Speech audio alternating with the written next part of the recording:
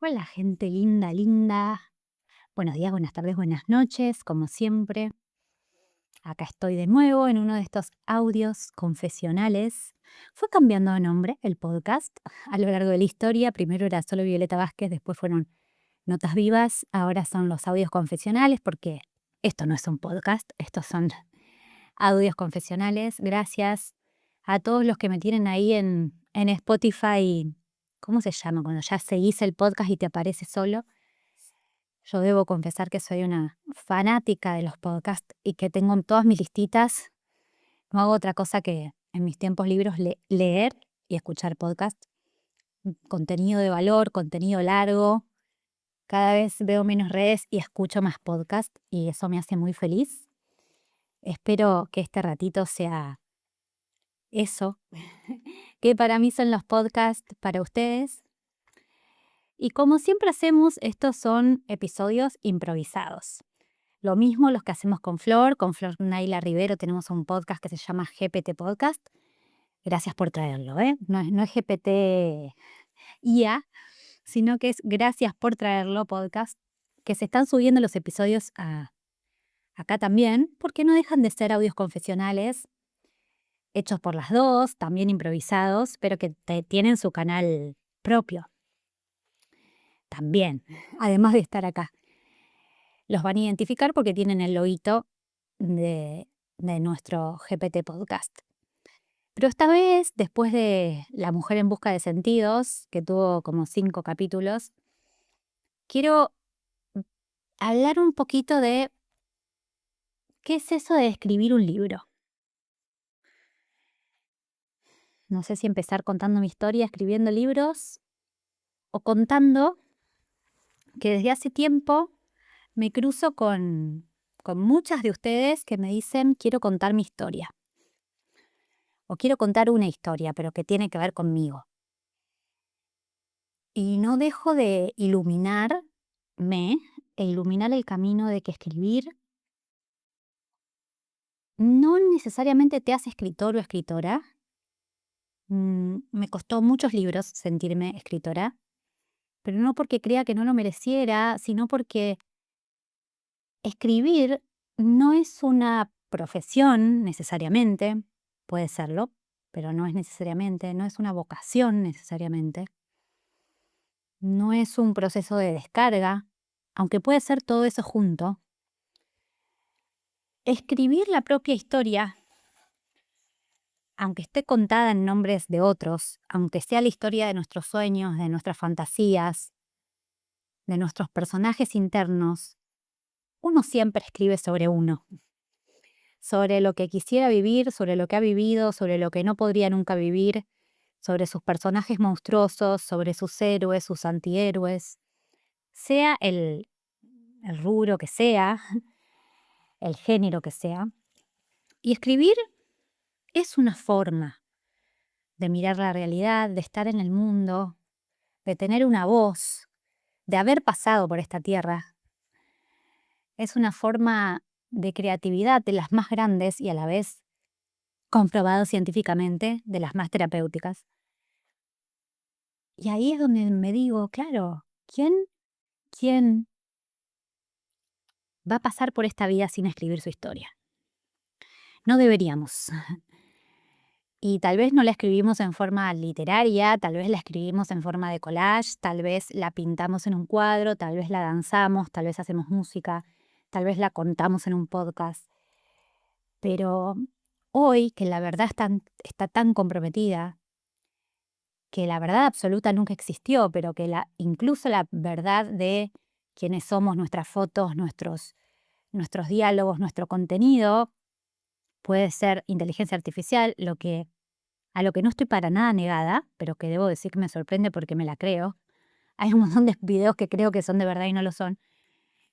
Bueno, esta es la vida de la posverdad, ¿no? Y de la nueva verdad, que es una verdad completamente filtrada, pero en este momento donde está tan comprometida la verdad, escribir la propia historia, de la manera que sea, es una necesidad. Tenemos que dejarle a nuestros hijos, a nuestros nietos, a los habitantes de porvenires de la Tierra, nuestra vivencia, nuestro relato, eso que se está acabando. Esa textura que tenía hablar por teléfono fijo y que mis hijos no tienen ni idea qué es, no porque tengan que conocer el teléfono fijo, sino porque hay algo que se va borrando de mi propia historia. Algo que se va borrando de mi propia forma de ver el mundo porque veo tanta gente en redes que ya no sé qué, me lo inventé yo, lo copié, o si soy quien realmente quiero ser o me estoy vendiendo para parecerme a los que son más vendibles o a los que más los compran. Y no hablo solo de economía, ¿eh?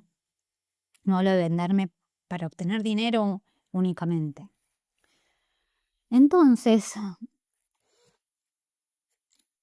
quiero hablar sobre esto porque no casualmente está saliendo mi 10º libro. Yo escribí, vamos a ser justas con nuestra propia historia, me lo digo a mí misma, ¿no? Pero como siento que mí misma somos un montón, digo, chicas, chicos, vamos a ser justos con nuestra propia historia. Escribimos muchos libros, publicados 10. Uno que espera publicarse en el próximo año, supongo, serían 11. 2 escritos en la adolescencia, publicados anillados, o sea, impresos con impresora de librería, así que no pasaron por ninguna gráfica. Podría decirse que libros como tales, entonces 11, 12, 13. Para mí no es ni mucho ni poco, porque los libros desde la adolescencia, no antes, fueron para mí un objeto de deseo, una obsesión. De hecho, he tenido peleas con amigas porque me han venido a visitar de Rosario para estar conmigo y lo mío cuando caminábamos por calle Corrientes era entremos a la librería. Y en la librería era perderme en los libros hasta que me dijeron una vez las chicas, no te venimos a ver a vos y si vos estás mirando libros no estás con nosotros. Obsesión. Tuve obsesión también por las revistas, o sea, era parar en cada kiosco de revistas. Evidentemente hay algo en mí que va más allá de la necesidad de contar mi propia historia y que hizo que se transforme en una vocación, incluso en una profesión, porque ahora sí me considero autora, por el oficio, no porque me haya preparado para eso. De hecho, acá se ríen en mi casa porque a veces pregunto con qué C o S van las cosas. Me dicen, pero vos no sos escritora. Sí, pero yo no soy formada, digamos.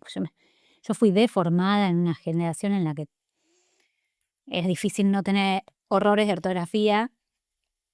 Y si bien leo mucho, no soy una intelectual, ni soy una persona que ha leído todos los clásicos, ni mucho menos. Pero sí considero que de oficio, de haber emprendido el arduo camino de escribir con fecha de deadline, aprendí de oficio, de experimental, cómo es escribir un libro desde la propuesta hasta que llega a las manos del lector. Pero creo que todos merecemos escribir nuestra propia historia sin necesidad de que esa historia se convierta ni en un bestseller, ni en el libro más leído, ni en nada en particular más que el objetivo de haberlo puesto en papel, haberlo hecho realidad, casi como una casa, un hijo, una expresión de uno mismo, que después con el tiempo es cierto que deja de estar actualizado, o sea que hay un desfasaje entre la sensación, la pasión de escribir, hasta que el libro sale, parece que uno ya cambió, que es otra persona, que tiene otros intereses, que tal vez no lo hubiese escrito de la misma manera, pero ese es el momento en el que el libro ya no es propio, hasta te puede dejar de interesar, y es del mundo, y ese mundo, no importa si es 1, 2, 3 personas, lo hicimos, algo se calmó adentro nuestro, ¿no? Algo dejó de constituirse en el pasado, algo dejó de sonar como una alarma dentro de nuestra cabeza. Ya está, ya lo hicimos, ya dimos el mensaje. No tiene que ser un mensaje inspiracional, es simplemente mostrar quién soy a través de la ficción, a través de la autoficción, a través del desarrollo personal. Decir mi voz, mi verdad. Y entonces ahí voy a recordar un poquito de mi pasaje, de la relación mía con los libros. Un antes y un después fue leer a mis 15 años el libro El mundo de Sofía, un libro de filosofía escrito, sí, más para adolescentes. Es un librazo y que me dio muchas ganas al terminar de leerlo de contar mi propia visión de la filosofía con lo poco que sabía. Entonces escribí también en este año Miró para volver al mundo de la filosofía con una tapa de Miró, porque era mi pintor favorito. Entonces era Miró, ese juego de palabras para volver al mundo de la filosofía, donde yo hablaba de diferentes temas de filosofía y, y mi sensación, mi visión, mi particularidad sobre eso. Creo que lo leyó la directora de mi colegio, una maestra, mi mamá y nadie más. Después escribí Mi madera pop. Mi madera pop era mi historia de mis 16, 17 años, buscando un lugar donde vivir, un lugar donde ser, donde yo sentía que era mitad madera, mitad pop. Madera era mi origen, mi casa de madera, mi casa llena de antigüedades. Pop era en lo que me quería convertir, quería tener un departamento nuevo, completamente plástico, artificial, hecho de colores. Y fue como contar que yo venía de un mundo, que ese mundo era yo, pero que también quería hacer otra cosa. Y lo tuve mi departamento, que hoy lo miro y yo no puedo creer cómo estaba decorado, porque ya parecía, no sé, una intervención de la Bauhaus no, peor, mucho peor, de artistas. Marta Minujín, divino, pero bueno, mi casa. O sea, por ejemplo, había en el bidet un bebote, muñeco desnudo. Colgaba en la mitad del living ¿cómo explicarlo? Una bola hecha de papel. ¿Cómo se llamaba? El papel crepe, esto que hacías como un globo y después lo pinchabas. Bueno, de papel maché, no, bueno, no sé, no se me viene. En el medio colgaba con forma de pez, colgada del techo. Tenía de sillones unos que se inflaban, eran sillones inflables, pero así como con onda, que alguien me había traído de Europa. Bueno, así, mi madera pop contaba un poco esa yo que estaba tratando de ser alguien que no sabía quién era, pero que sabía que se quería diferenciar de su madre, sin duda. Y a partir de ahí la pasión por los libros, la pasión por leer de todo, pero sobre todo desarrollo personal, espiritualidad, de Chopra y Brian Weiss hasta Boris Cyrulnik, los libros de Freud, mucha psicología, aunque nunca quise ser psicóloga, y algunas cosas de narrativa, pero más en formato nerd. Amor por el libro papel, subrayado y formato nerd. Hasta que descubrí la autoficción de mujeres que escriben su propia vida en clave de primera persona, aunque muchas veces les cambian los nombres a ellas, a sus familiares. Y ahí descubrí un mundo y dije, claro, esto es lo que yo estoy contando en mi cabeza, esto es lo que yo necesito hacer, esto es lo que yo quiero hacer.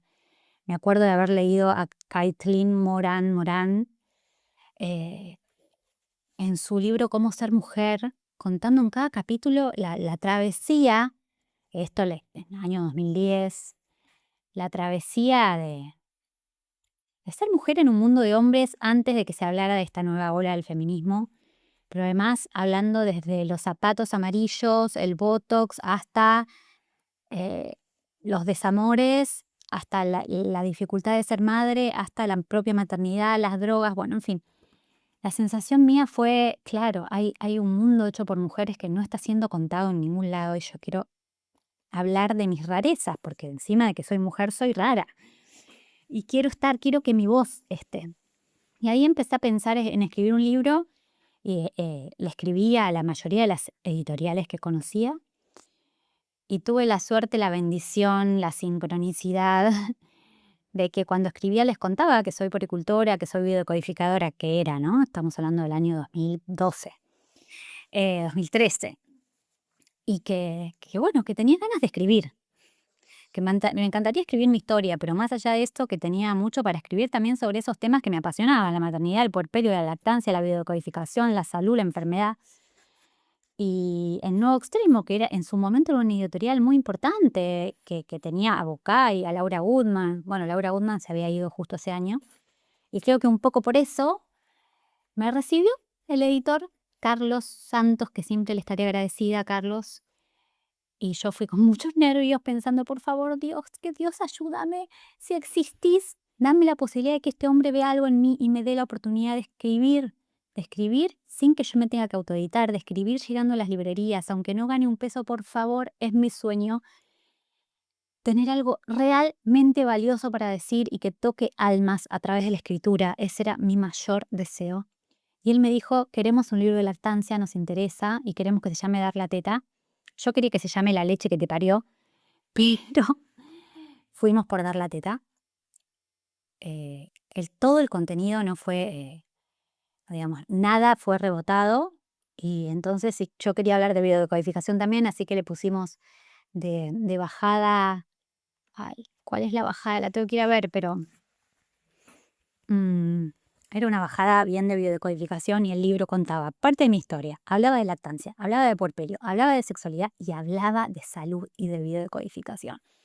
Entonces, mientras yo lo escribía, decía, uy, esto es un menjunje de cosas, a la gente no le va a gustar, porque la gente llega a un libro queriendo leer sobre un tema, no sobre 150. Pero bueno, me representaba y esos fueron mis libros de ahí en más, siempre. 150 temas juntos, en un título que había que resumir un poquito, pero que no se trataba solo de eso. La bajada es un método que biodecodifica nuestras partes olvidadas y nuestros potenciales ocultos. Mi primer libro en librería, Dar la teta. El día más feliz de mi vida fue la presentación de ese libro, a pesar de los nervios. Increíble, increíble. Y a partir de ahí la editorial me permitió, ya que el segundo sea ese libro que yo soñaba, el primero que yo soñaba, que era un libro de mi historia personal y de biodecodificación, que se llamó Basta de repetir la historia familiar. Para lo que soy yo, para mis expectativas, para lo que yo creía que me merecía, fue un éxito.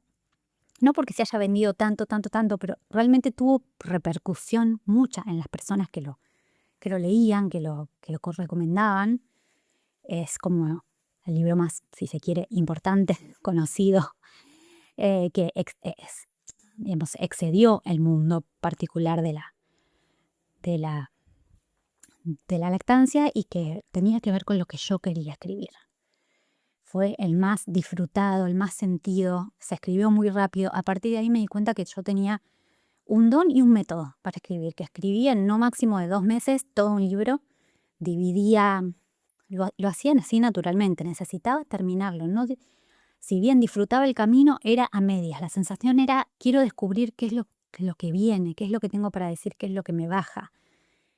Así que partía siempre hago lo mismo, parto de un índice estimativo, donde divido sobre todo partes, ¿no? Primera parte, segunda parte, tercera parte, como momentos importantes del libro. Luego hago un esqueleto como con subcapítulos que después se modifican ampliamente, pero que lo que buscan es justamente que yo escriba dentro de un mapa. Y a partir de ahí es escribir casi en orden, que es lo que me proponga, una cantidad de palabras por día, 2000, 3000, 4000, dejándome libre algunas horas, no importa que escriba, tengo que escribir esa cantidad de palabras y después al otro día o cuando llego más o menos a unas 10.000 nuevas se corrige. Vuelvo a leer y corrijo. Lo que corrijo no es no es una corrección, es una corrección solo de estilo, no una corrección de si la frase está hecha o bien hecha o mal hecha. De hecho, recién, ya les digo, no sé, en mi cuarto libro me di cuenta que armaba mal las frases y que en realidad tenía que poner primero, ¿no? el sustantivo, después el verbo. No sé, me pasaba mucho que escribía como hablaba, entonces estoy caminando pensando en qué, y daba vuelta a las frases. Primero decía cosas que no sabían a dónde iba y después las aclaraba. Pero eso a la gente le gustó, le hizo sentir más cercana. Después yo aprendí a escribir mejores libros que no tuvieron tanto éxito. Después de ese vino un manual de biodecodificación, que fue el menos sentido para mí, pero el que a muchas personas les gusta, que es Ser un salto en el vacío, porque bajé el curso que yo daba tal cual de biodecodificación al lenguaje simple, con los ejercicios, y era un tema muy popular en ese momento, la biodecodificación. Estamos hablando del año 2015-16, cuando sale el libro, 2016. Pero al mismo tiempo yo me pongo a leer, a escribir mi primera novela. O sea, la primera vez que yo escribía, no exclusivamente sobre mi vida, sino sobre un personaje, Leona, Laura, que era una ex actriz que dejó su laburo tiene mucho que ver conmigo igual, pero que dejó su laburo por su familia, que no se encuentra a sí misma, que está recién separada, que tiene 2 hijos y que empieza a trabajar en la cárcel. Hermoso. Pero bueno, mi primera experiencia era en otra editorial, una editorial muy chiquita. Así que de esos libros me quedó uno solo, no se venden más. Y quedó un poco en el olvido. Si bien es un libro importante para mí, después yo tomé algunos pasajes de este libro para escribir otro. Así que para mí fue como un boceto, ¿no? Fue como si bien fue un libro, fue publicado, hubo una tapa, fue un proyecto, fue una forma de bocetar otro libro que vino después. Pero, a ver, en ese año en el que salieron los dos, que fueron Leona y Ser un salto en el vacío, yo estaba enamorada de Leona. Así que Ser un salto en el vacío fue como el hijo del medio, al que hoy le tengo mucho más amor que antes, aunque se basó en clases desgrabadas. No tuvo tanto corazón.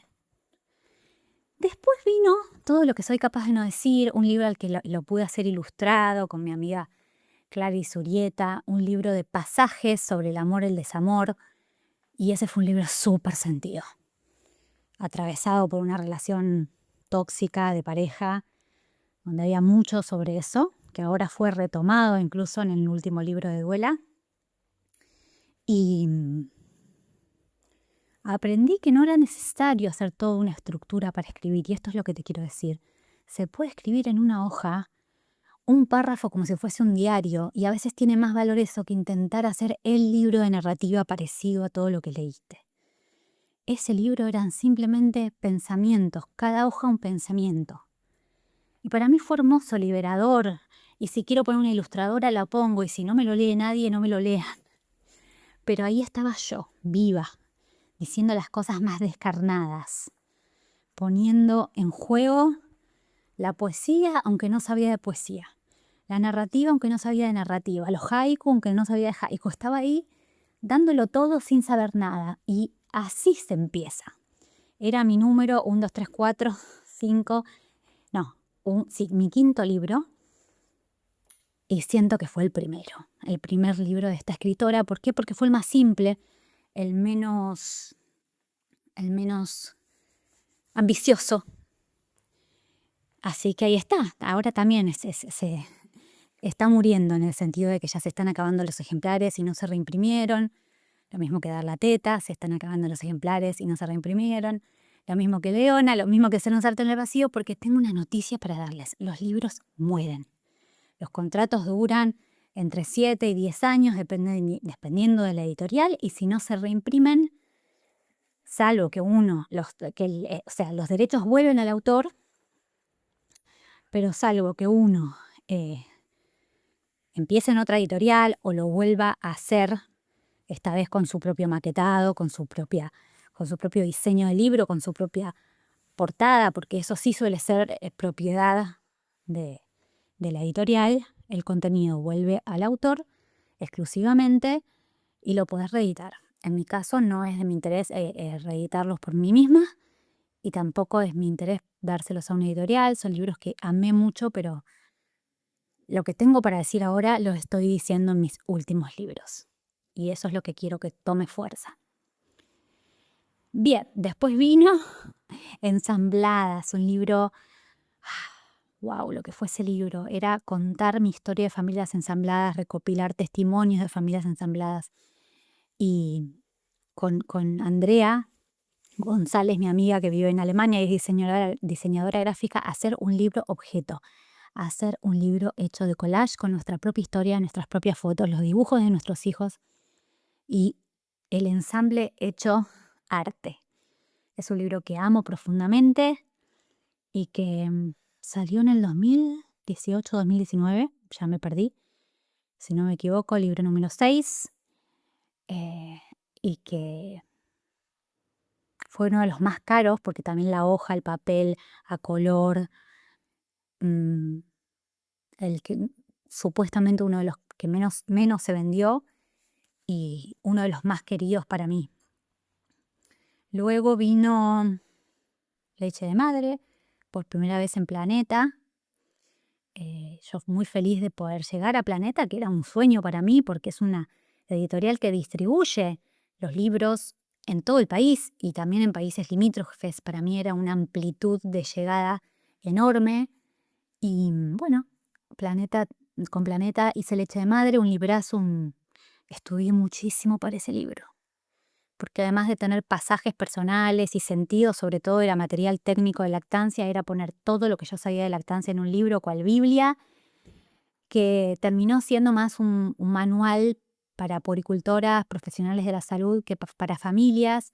Las familias me decían que les resultaba un poco denso porque, claro, vos tenés un bebé y no era solamente cómo dar la teta. Ahí tenías desde frenillo corto, problemas de producción de leche, succión disfuncional y la realidad de las familias es que la mayoría, por suerte, no llegan a tener todas esas problemáticas. O sea, es un libro para nerds de la lactancia, aunque me di el lujo de escribir los últimos capítulos sobre salud, biodecodificación, salud emocional y otros temas como psiconeuroinmunoendocrinología, que son los que más me interesaban en ese momento también. Con unas fotos increíbles de puerperios reales, bebés reales, tetas reales, que hasta el día de hoy me da mucho orgullo y me da mucha pena que ese libro este año ya prácticamente no está en librerías, aunque sí se consigue en Mercado Libre y yo tengo un montón de ejemplares que me quedaron, pero va terminando su contrato también y la editorial no los va a reimprimir. A ver, no por el momento, tal vez en algún momento reflota este o otros. Pero bueno, ahí está. Para mis alumnas de Pori es bibliografía obligatoria y me lo encontré en PDF en alguno de estos lugares donde suelen estar los PDF gratuitos y me dio mucha ternura porque dije, bueno, llegué a la piratería. Después vino Entra en Crisis, un libro en Planeta hermoso. Fue como el ser un salto en el vacío que yo necesitaba decir, contar, bien para quien quiera trabajar su propia historia, sus propias crisis, sus propios síntomas, con todo el curso actualizado del Biodeco, pero al servicio real, con ejercicios reales y súper práctico y desculpabilizador, con una visión muy amplia de la salud, holística, espiritual, mental y sobre todo física. Y me gustó mucho ese libro. La tapa que hicieron me parece que no lo representa del todo bien porque es como muy femenina y tiene algo como de muy suave que el libro no es. Pero bueno, está ahí, sigue circulando y es un libro que está vivo. Después vino Basta repetir la historia familiar 2. ¿Qué quiere decir? No, era el mismo, pero reeditado por Planeta. Lo achicamos un poco, mejoramos algunas cosas, reducimos otras, fuimos al grano, otra tapa, otro diseño de libro, el mismo libro reeditado. Entonces ahí, no sé cuántos voy, igual Basta repetir, lo cuento como uno solo, por supuesto. Y después vino Con estos restos. Con estos restos es ese que siguió de Leona, de la novela, bueno, la nueva novela, con partes de autoficción y otras completamente ficcionadas. Un libro sobre duelos, escrito como un diario el propio año que murió mi padre. Empieza en enero, termina en diciembre. Fue un libro escrito todo ese año, con todo lo que me pasó ese año, y claro, termina con lo más inesperado del año, como fue para mí, que fue la muerte de mi padre, pero yo ya venía atravesando otros duelos. Es tal vez uno de los libros más queridos, más sentidos. Lo edité yo misma, con mi propia editorial, que solo editó un libro, el mío, porque después no tuve cómo sostenerlo, La Pasión de Ágata, con la tapa hecha por mi hermano, con una temática de collage y tango que es muy propia de él y de mi padre. Así que con estos restos tiene que animarse a ser reeditado por mí, tengo que juntar el dinero para reeditarlo o encontrar una editorial porque se merece seguir vivo y ya se están terminando los ejemplares. Y después llegó Duela. Uf, después de mucho tiempo sin escribir, yo antes escribía un libro por año, pero entre el 2020 y el 2000... ¿Cuándo fue que escribí? El año pasado, a principios. Sí, entre el 2020 y enero del 2025, o sea, entre el 2021 y el 25, durante 4 años, yo no escribí libros. Pensé que no los escribiría nunca más. Pensé que se me habían acabado las ideas, que ya no tenía nada para decir, que no podía hilar una idea después de otra, que me había comido el formato de Instagram, de video y de vivos, en el cual ya prácticamente no escribía, que estaba seca, que no había podido llorar lo suficiente la muerte de mi padre, que ya no quería hablar de nada, que no le podía aportar nada nuevo al mundo. Y estuve 4 años callada para mí misma. Primero me separé, bueno, murió mi padre, me separé. Me reencontré con mis hijos, conocí a mi actual pareja, me embaracé, se murió mi hermana.